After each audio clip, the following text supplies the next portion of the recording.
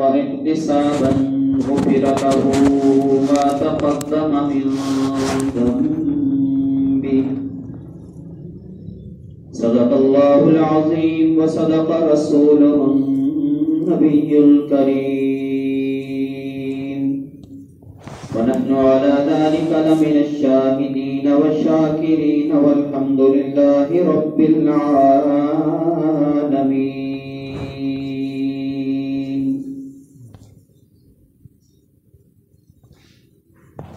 اللهم صل على محمد وعلى آل محمد كما صليت على إبراهيم وعلى آل إبراهيم إنك حميد مجيد. اللهم بارك على محمد وعلى آل محمد كما باركت على إبراهيم وعلى آل إبراهيم إنك حميد مجيد.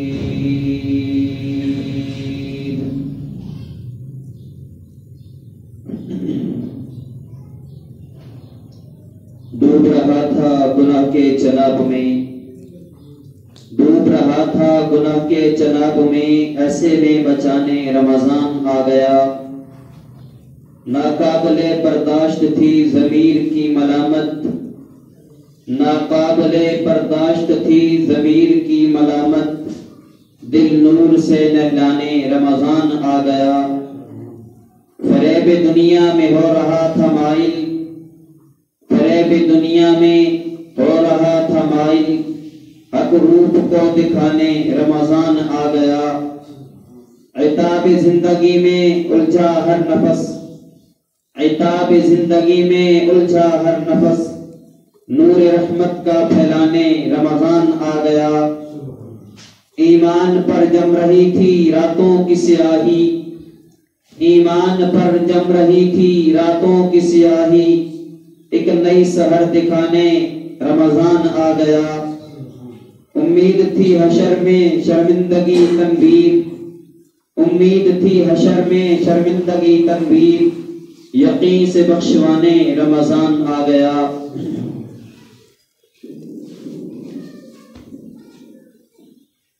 میرے محترم دوستوں بزرگوں، اللہ رب العزت کی ذات نے ایک دفعہ پھر ہماری زندگی میں ہمیں رمضان کی نعمت سے نوازا ہے، اور یہ اللہ کا ایک بہت خصوصی کرم ہے اور اپنے گناہ بخشوانے کا، اللہ کے قریب ہونے کا، جنت کے قریب ہونے کا، جہنم سے دور ہونے کا ایک خصوصی پیکج اللہ رب العزت کی ذات نے مجھے اور آپ کو عطا فرمایا ہے.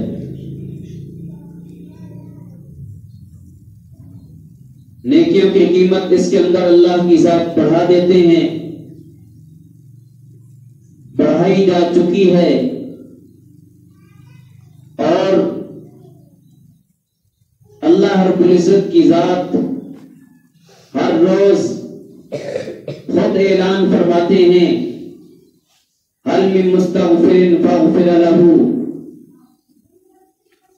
هل من مستشفع فاشفيه، هل من مسترزق فارزقه، هل من كذا فاعطيه كذا، هل من كذا فاعطيه كذا، هل من كذا فاعطيه كذا. ہے کوئی گناہ بخشوانے والا کہ میں اس کے گناہ معاف کر دوں؟ ہے کوئی بیمار شفا مانگنے والا کہ میں اس کو شفا عطا کر دوں؟ ہے کوئی اپنی روزی کے اندر برکت مانگنے والا کہ میں اس کے رزق کے اندر برکتیں عطا فرما دوں؟ ہے کوئی اپنے مسائل کو حل کروانے والا کہ میں اس کے مسئلوں کو حل کر دوں؟ ہے کوئی مشکلات کو ختم کروانے والا کہ میں اس کی مشکلیں آسان بنا دوں؟ ہے کوئی مجھ سے مصیبتیں دور کروانے والا کہ میں اس کی مصیبتیں دور کر دوں۔ اللہ رب العزت کی ذات ہر روز سحر کے وقت میں آسمان دنیا پر آ کر یہ اعلانات فرماتے ہیں، میرے بندو اٹھو اور مجھے راضی کرو، میں تم سے راضی ہونا چاہتا ہوں، میں تمہیں اپنے سے راضی کرنا چاہتا ہوں۔ لیکن بندے آج کل کے دور کے اندر بھی اور صرف اٹھتے ہیں سحری کھا کے اور اپنا کام کرنا شروع کر دیتے ہیں۔ اللہ رب العزت کی ذات بار بار یہ اعلان کرتے ہیں، بصیرت والے، صاحب عقل اور الالباب، ایمان والے، اللہ کو راضی کرنے والے ان مواقع کو غنیمت سمجھتے ہیں اور اللہ کی ذات کے سامنے اٹھ کھڑے ہوتے ہیں، کھڑے ہو کر اللہ کی ذات کے سامنے استغفار کرتے ہیں، معافیاں مانگتے ہیں، نوافل پڑھتے ہیں، قرآن پڑھتے ہیں، ذکر اذکار کرتے ہیں۔ اللہ رب العزت کی ذات ان کے گناہوں کو معاف کر دیتے ہیں اور ان کو جنت کے قریب کر دیتے ہیں، اپنی رحمت کے قریب کر دیتے ہیں۔ اللہ رب العزت کی ذات اپنے بندے سے راضی ہونا چاہتی ہے، بندے بھی چاہتے ہیں ہمارا رب ہم سے راضی ہو، لیکن اللہ رب العزت کی ذات نے جن چیزوں کے اندر اپنی رضا رکھی ہے بندے ان کو کرنے کے لیے تیار نہیں، اور جہاں اللہ نے اپنی ناراضگی رکھی ہے بندے وہیں بھاگتے ہیں اور وہاں سے اللہ کی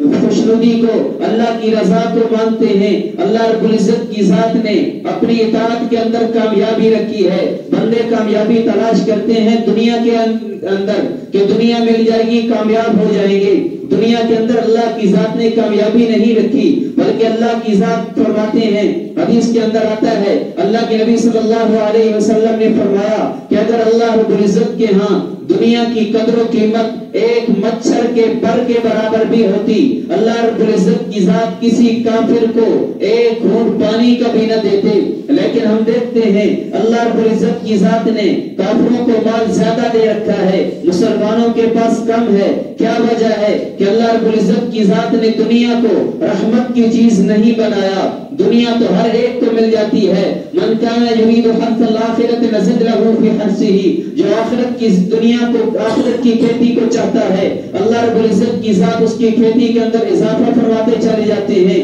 اور جو دنیا کی کھیتی کا طالب ہوتا ہے من کان یرید حرث الدنیا نؤتہ منہا وما لہ فی الآخرۃ من نصیب، جو اللہ کی ذات سے دنیا کی کھیتی مانگتا ہے، دنیا کے پھل مانگتا ہے، دنیا چاہتا ہے، اللہ رب العزت کی ذات فرماتے ہیں ہم اسے کچھ دے دیتے ہیں، لیکن وما لہ فی الآخرۃ من نصیب، آخرت کے اندر اس کے لیے کچھ حصہ نہیں ہے۔ اللہ رب العزت کی ذات پر اسے آخرت کے اندر کچھ نہیں دیتے۔ اللہ کی ذات چاہتے ہیں میرا بندہ مجھ سے تعلق جوڑ لے، مجھ سے راضی ہو جائے۔ اللہ رب العزت کی ذات نے اس لیے یہ بہترین پیکج رمضان کی صورت میں مجھے اور آپ کو عطا فرمایا ہے،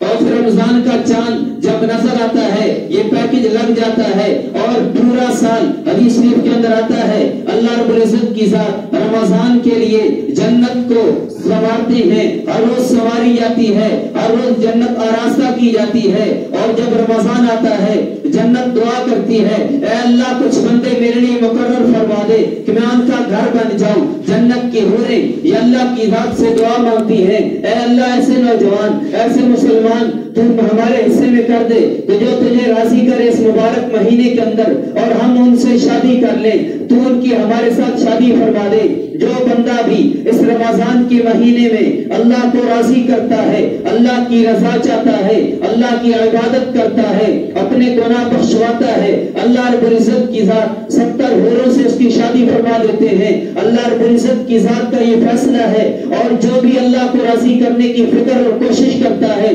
اللہ رب العزت کی ذات اس کو رضا عطا فرما دیتے ہیں۔ پھر یہ رمضان کا مہینہ کہ جب بھی افطار کا وقت ہوتا ہے، ہر روز افطار کے وقت میں ایک روایت کے اندر آیا ہے اللہ رب العزت کی ذات ہر روز 60,000 جہنمیوں کو جنت میں داخلہ عطا فرماتے ہیں۔ ایک روایت کے اندر آیا اللہ رب العزت کی ذات 6 لاکھ جہنمیوں کو ہر روز جنت کے اندر داخل فرماتے ہیں۔ ایک روایت کے اندر آیا 18 لاکھ جہنمیوں کو ہر روز اللہ کی ذات جنت میں داخلہ عطا فرما دیتے ہیں۔ تو یہ کیا ہے؟ اللہ کی رضا کا فیصلہ ہے، اللہ کی ذات جسے چاہے۔ ایک جیسے ایک روایت کے اندر آیا کہ وقت آئے گا آخر میں جب سارے سفارشی سفارش کر چکیں گے، انبیاء بھی سفارش کر چکے، صلحاء بھی سفارش کر چکے، صحابہ بھی سفارش کر چکے، علماء بھی سفارش کر چکے، حفاظ بھی سفارش کر چکے، سارے کے سارے سفارش کر کے اپنے اپنے قیدیوں کو جہنم سے لے جا کر جنت میں داخل کروا دیں گے۔ پھر آخر میں اللہ کی ذات اپنی 3 مٹھیاں وہ جہنم سے بھر کر جنت میں داخل کر دیں گے۔ اس روایت کی تشریح میں فقہا نے یہ بات لکھی ہے کہ اللہ کی ذات تو اللہ ہے، اللہ کا ہاتھ کوئی ایسا نہیں جیسے میرا آپ کا ہاتھ ہے۔ اللہ کا ہاتھ اور اللہ کا چہرہ جو بھی حدیث کے اندر قرآن کے اندر آیا وہ ایسا ہے جیسے اللہ کی شایان شان ہے۔ ہمیں اس کے اندر پڑھنے کی ضرورت نہیں، نہ ہم پڑھ سکتے ہیں نہ ہمیں پڑھنے کی اجازت ہے کہ اللہ کا ہاتھ کیسا ہے۔ اللہ کا ہاتھ اللہ کی شایان شان ہے۔ فقہا نے یہ بات لکھی ہے جب اللہ کی ذات اپنا ایک لب بھی جہنم سے بھریں گے، جہنم کے اندر کچھ بھی نہیں چھوڑیں گے، کیونکہ اللہ کی ذات بہت بڑی، اللہ کا ہاتھ بھی بہت بڑا، اللہ سب کچھ کرنے والے ہیں، اللہ تو سب کو بھی نکال لیں گے۔ تو اللہ کی ذات جب یہ ان سے مقرر کر دیے کہ اتنے لوگوں کو ہر روز، جب مثال کے طور پر سب سے کم 60,000 ہے، صرف 60,000 کو ہر روز نکالے تو کتنے بن جاتے ہیں؟ پھر ہر روز نکالنے ہیں 29 یا 30 روزے ہیں۔ جب آخری رات آتی ہے، جتنے ان 30 روزوں میں اللہ رب العزت کی ذات جہنم سے آزاد کر کے جنت میں داخل فرما چکے ہوتے ہیں، اس رمضان کی برکت سے تمام کی تمام مقدار اس ایک آخری رات میں وہ سارے کے سارے بخش کر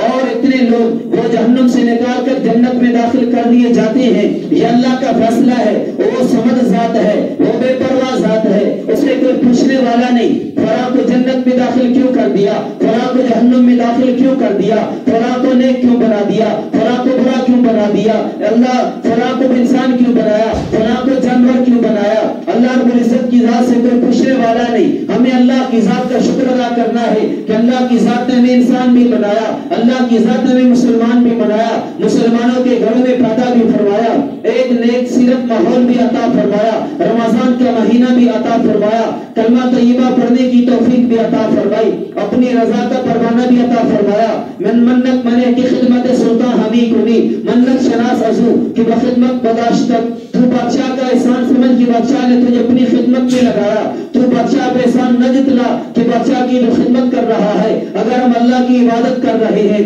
تو یہ اللہ کا ہم پر احسان ہے کہ اللہ کی ذات نے مجھے اور آپ کو اپنی اطاعت کے لیے، اپنی فرما برداری کے لیے، اپنی عبادت کے لیے، ہماری زبان کو اپنے ذکر کے لیے، ہماری آنکھوں کو اپنا قرآن دیکھنے کے لیے، اپنی قدرت کاملہ دیکھنے کے لیے، ہمارے پاؤں کو مسجد میں چلنے کے لیے، ہمارے ہاتھوں کو قرآن اور نیک چیزیں پکڑنے کے لیے اللہ کی ذات نے قبول فرما لیا۔ یہ اللہ کا ہم پر احسان ہے۔ اگر اللہ کی ذات نہ چاہے، اگر اللہ کی ذات توفیق نہ دے، ہم لاکھ چاہے نیکی کے ماحول میں رہنے کے باوجود بھی نیکی نہیں کر سکتے۔ اللہ رب العزت کی ذات نے یہ مہینہ ہمیں عطا فرما کر کے ہم پر بہت بڑا احسان کیا، اور یہ ہم پر جو احسان کیا اس کو اللہ کی ذات فرما رہے ہیں، یا ایھا الذین آمنو، اے ایمان والو، کتب علیکم الصیام، تم پر روزے فرض کر دیے گئے ہیں۔ یہ رمضان کے مہینے کے روزے ہم پر فرض ہیں، اور رات کی نماز یعنی تراویح کی نماز وہ اللہ نے سنت قرار دی ہے۔ اللہ کے نبی علیہ الصلوۃ والسلام نے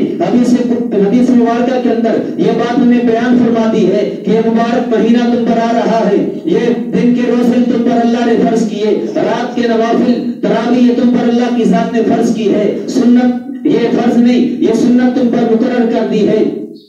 تو اللہ رب العزت کی ذات فرما رہے کتب علیکم الصیام، تم پر روزے فرض کیے گئے، کما کتب علی الذین من قبلکم، صرف تم پر نہیں تم سے پہلے امتوں پر بھی روزے فرض کر دیے گئے تھے، لیکن رمضان کا مہینہ نہیں، ان پر رمضان کا مہینہ فرض نہیں تھے، کس پر ایام 20 کے روزے فرض تھے، کسی پر کچھ اور روزے فرض تھے، یعنی کچھ روزے فرض تھے۔ اللہ کی ذات نے ہم پر کرم فرمایا، پورا رمضان کا مہینہ اللہ کی ذات نے ہم پر یہ روزے فرض کیے ہیں، اور جو بندہ اس رمضان کے مہینے میں روزے نہیں رکھتا، جان بوجھ کے جو بندہ روزہ چھوڑ دیتا ہے، روزہ فرض ہے لیکن روزہ چھوڑ دیتا ہے، اللہ رب العزت کی ذات نے اس رمضان کے مہینے کا روزہ نہ رکھنے کی وجہ سے اللہ کے نبی علیہ السلام فرماتے ہیں کہ اگر بندہ ساری زندگی بھی وہ روزہ رکھتا رہے، اس ایک روزے کی قضا میں جو اس نے فرض چھوڑا ہے جان بوجھ کر، پوری زندگی روزہ رکھنے کی وجہ سے بھی وہ اس روزے کی قضا پوری نہیں کر سکتا، اس کا ثواب کو نہیں پا سکتا۔ ہاں اگر قضا کرے گا تو روزے کی قضا تو ہو جائے گی، لیکن جتنا ثواب اللہ کی ذات اس ایک روزے پہ دیتے ہیں، ساری زندگی روزے رکھنے پر بھی اس ایک روزے کا ثواب نہیں پا سکتا۔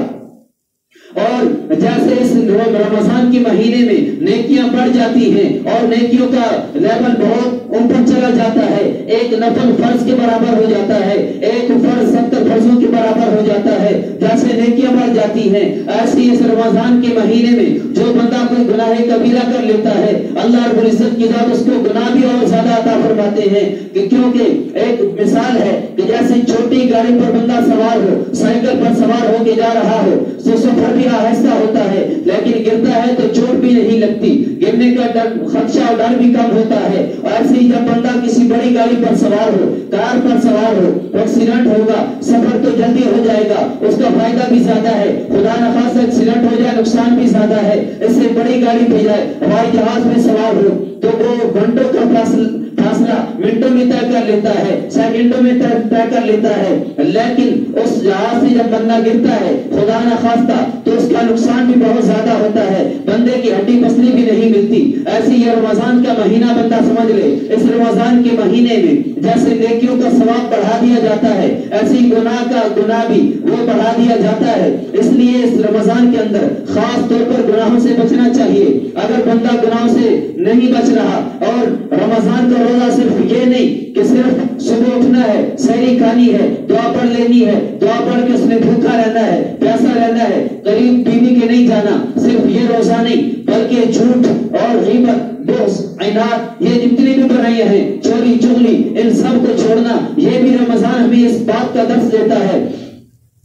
ایک کافرہ لڑکی وہ بھی کام کرتی تھی، ایک مسلمان سے اس نے پوچھا جو اس کے ساتھ کام کرنے والا تھا کہ تم مسلمان ہو اور رمضان کے دن پورا دن بھر تم بھوکے پیسے رہتے ہو، نہ کھاتے ہو نہ پیتے ہو، یہ کیا وجہ ہے؟ تمہیں اس پر کیا ملتا ہے؟ وہ کہنے لگا کہ صرف یہ نہیں کہ ہم بھوکے پیسے رہتے ہیں، بلکہ ہم اس مہینے کے اندر جھوٹ سے بھی بچتے ہیں، غیبت سے بھی بچتے ہیں، اور بے ایمانی سے بھی بچتے ہیں، بددیانتی سے بھی بچتے ہیں، چوری چوری سے بھی بچتے ہیں، کسی کو دھوکہ دینے سے بھی بچتے ہیں۔ یہ سارے کام ہم کرتے ہیں تب ہمیں رمضان کے روزے کا فائدہ ہوتا ہے۔ وہ کہنے کہ تم تو بڑے قسمت والے ہو، تمہارے تو بڑے فائدے ہیں، تمہیں تو بہت زیادہ فائدہ ہے۔ وہ کہنے لگا کیا بات ہے، کس وجہ سے؟ کہ تم صرف ایک مہینہ چیزوں سے بچتے ہو، ہمیں تو سارا سال ان چیزوں سے بچنا پڑتا ہے کہ کسی کا نقصان نہیں کرنا، کسی کو دھوکہ نہیں دینا، اور کسی سے غیبت نہیں کرنی، کسی کی چوری نہیں کرنی، کسی کے ساتھ بے ایمانی نہیں کرنی۔ آج کافر ہمیں ترقی کرتا ہوا نظر آتا ہے اور مسلمان تنزل کا شکار ہوتا نظر آتا ہے۔ یہی وجہ ہے مفتی شفیع عثمانی صاحب، مفتی اعظم پاکستان، مفتی تقی عثمانی صاحب دعوت برکات العالیہ کے والد محترم رحمت اللہ علیہ، ان سے کسی نے سوال کیا کہ حضرت مسلمان ترقی کرتے نظر نہیں آتے، مسلمان تنزل کی طرف جا رہے اور کافر ترقی کرتے نظر آ رہے ہیں، حالانکہ اللہ کی ذات قرآن کے اندر ارشاد فرماتے ہیں جاء الحق وزهق الباطل ان الباطل كان زهوقا، کہ جب حق آتا ہے باطل چھڑ جاتا ہے، باطل مٹ جاتا ہے، اور باطل ہے ہی مٹنے والا، باطل ہے ہی دبنے والا۔ یہ کیا بات ہے کہ باطل دبتا نظر نہیں آتا، حق دبتا نظر آتا ہے؟ مفتی صاحب نے بڑا پیارا جواب دیا، انہوں نے فرمایا کہ اللہ رب العزت کی ذات نے صرف مسلمان کو کامیاب کرنے کا نہیں کہا بلکہ کامیابی کے اصول بتلائے ہیں۔ پورا قرآن اصولوں سے بھرا پڑا ہے، اس قرآن کے اندر اللہ کی ذات نے مسلمان کی کامیابی کے اصول پورا کتابچہ بیان کر دیا ہے، زندگی گزارنے کے اصول بیان کر دیے ہیں۔ اس زندگی گزارنے کے اصولوں کو جو پڑھے گا، عمل کرے گا، اللہ رب العزت کی ذات اس کو کامیاب کرے گے، زندگی کے اندر وہ کامیاب ہو جائے گا۔ آج مسلمان کے تنزل کا سبب یہی ہے کہ مسلمان اول تو قرآن پڑھتا نہیں، اگر پڑھتا پڑھتا ہے تو عمل نہیں کرتا، اور جو اصول اللہ کی ذات نے کامیابی کے بیان فرمائے ان اصولوں پر عمل نہیں کرتا، ان اصولوں پر عمل نہ کرنے کی وجہ سے مسلمان تنزل کا شکار ہوتا نظر آ رہا ہے، اور کافر انہیں ہمارے ہی قرآن کو پڑھ کر، ہمارے اصولوں کو پڑھ کر اپنی تجارت کے اندر ان کو فٹ کر کے، اور اپنے سارے کاروباروں کے اندر فٹ کر کے، اپنی زندگی کے اندر فٹ کر کے وہ کامیابی کے اصولوں پر چل کر ایمان نہ ہونے کے باوجود وہ کامیاب ہوتا نظر آ رہا ہے، وہ ترقی کرتا نظر آ رہا ہے، وہ مٹتا نظر نہیں آتا۔ یہ وجہ ہے، ورنہ کافر جو کافر ہے، جو باطل ہے، وہ ہے تو مٹنے والا۔ آج بھی اگر مسلمان اپنے تمام اصولوں پر، قرآنی اصولوں پر کامیابی اختیار کرنا شروع کر دے، چلنا شروع کر دے، سنت رسول اللہ پر عمل کرنا شروع کر دے، ہمیشہ ہمیشہ کے لیے کامیاب ہو جائے گا، دنیا آخرت کے اندر کامیاب ہو جائے گا۔ میرے استاد محترم حضرت مولانا نذر الرحمان صاحب دامت برکات العالیہ رحمت کے اندر وہ ہمیں سبق کے دوران فرمانے لگے کہ آج ہمارے پاس لوگ آتے ہیں کہ جی تبلیغ بھی ہو رہی ہے، جہاد بھی ہو رہا ہے، اور لوگ پتہ نہیں کیا سکھا نیک اعمال کر رہے ہیں، لیکن مسلمان ترقی کرتے نظر نہیں آ رہے۔ صحابہ کرام ترقی کرتے نظر آتے تھے، لوگوں کو نظر آتا تھا کہ ترقی کر رہے ہیں، کیا وجہ ہے؟ تو انہوں نے بڑا پیارا جواب دیا، فرمایا کہ میں کہتا ہوں کہ لوگ صحابہ کرام کا جب دور تھا، صحابہ کرام سنت کو سنت سمجھ کر کیا کرتے تھے، ان کے ہاں یہ نہیں تھا یہ فرض ہے، یہ سنت ہے، یہ واجب ہے، یہ نفل ہے، یہ تطوع ہے، یہ کیا ہے، وہ ان اصطلاحات کو نہیں جانتے تھے، وہ بس دیکھتے تھے کہ اللہ کے نبی نے حکم دے دیا، ہم نے اس پر عمل کرنا ہے، چاہے وہ کون سی بھی بات ہے، چاہے وہ آپ علیہ الصلوۃ والسلام کی سنت عادت ہے، سنت عبادت ہے، جو بھی ہے، جو آپ نے ضرورت کے لیے بھی کام کیا اس پر عمل کر کے دکھایا۔ اللہ صحابہ کرام اس پر چن چن کے دیکھتے تھے کہ میرے نبی نے یہاں سے گزرتی ہوئی یہاں سے گزرے تھے، اگرچہ اب ضرورت نہیں، اب درخت کٹ چکا ہے، مجھے جھکنے کی ضرورت نہیں، لیکن میرا محبوب، میرا نبی،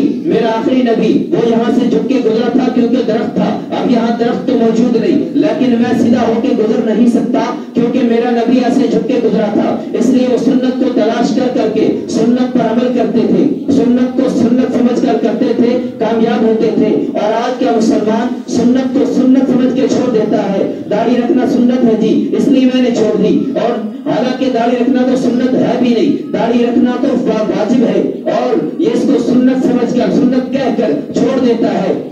سنت کے مطابق کپڑے پہننا سنت ہے اس لیے چھوڑ دیا، کون سے میں نے عوامی کرتا پہن لیا تو کیا ہو گیا، میں نے فلاں کپڑے پہن لیے تو کیا ہو گیا، میں ایسے چل پڑا تو کیا ہو گیا، فلاں چیز کھا لی تو کیا ہو گیا، کاروبار کے اندر جھوٹ نہ بولے تو کامیابی نہیں مل سکتی، زندگی ایسے نہ گزارے تو کامیابی نہیں مل سکتی، ہم نے سنت کو سنت سمجھ کے چھوڑ دیا اس لیے ہم ناکام ہوتے نظر آ رہے ہیں۔ سنت پہ جو بھی عمل کرے گا اللہ کی ذات اسے دنیا کے اندر بھی کامیاب کریں گے، آخرت کے اندر بھی کامیاب کریں گے۔ اللہ رب العزت کی ذات نے دوستوں ہمیں یہ مبارک مہینہ عطا فرمایا ہے، اس مبارک مہینے کے اندر اللہ کو راضی کر کے جائیں۔ اللہ رب العزت کی ذات حدیث شریف کے اندر آتا ہے، پچھلے جمعے بھی حدیث سنائی، اس حدیث کا ٹکڑا ہے کہ حضرت جبریل امین نے دعا کی، اے اللہ جو اس مبارک مہینے کو پائے اور اس کے اندر اپنی بخشش نہ کروائے، اے اللہ وہ ہلاک ہو جائے۔ حضرت محمد مصطفیٰ صلی اللہ علیہ وسلم نے آمین کہا۔ آپ صحابہ کرام کے پوچھنے پر جب یہ بتایا تو اس لیے ہمیں دیکھنا ہے کہ کہیں اس مبارک مہینے کے اندر ہم ہلاکت کے قریب تو نہیں جا رہے، ہم اپنے آپ کو ہلاکت کے قریب کرتے نظر تو نہیں آ رہے۔ اگر ہماری زندگی آپ سنت کے خلاف گزر رہی، صرف ہم نے روزے کو بھوکا پیاسا رہنا سمجھ لیا ہے، تو ہم اللہ کی راہ سے رجوع کریں، توبہ کریں، استغفار کریں۔ اس مہینے کے اندر ویسے بھی کثرت سے استغفار کرنی چاہیے، کلمہ طیبہ کا ورد کثرت سے کرنا چاہیے، اور امر بالمعروف کثرت سے کرنا چاہیے۔ اللہ رب العزت کی ذات سے دعا بھی کریں، استغفار بھی کریں کہ اللہ تعالیٰ ہمیں اس مبارک مہینے کی قدر کرنے کی توفیق نصیب فرمائے۔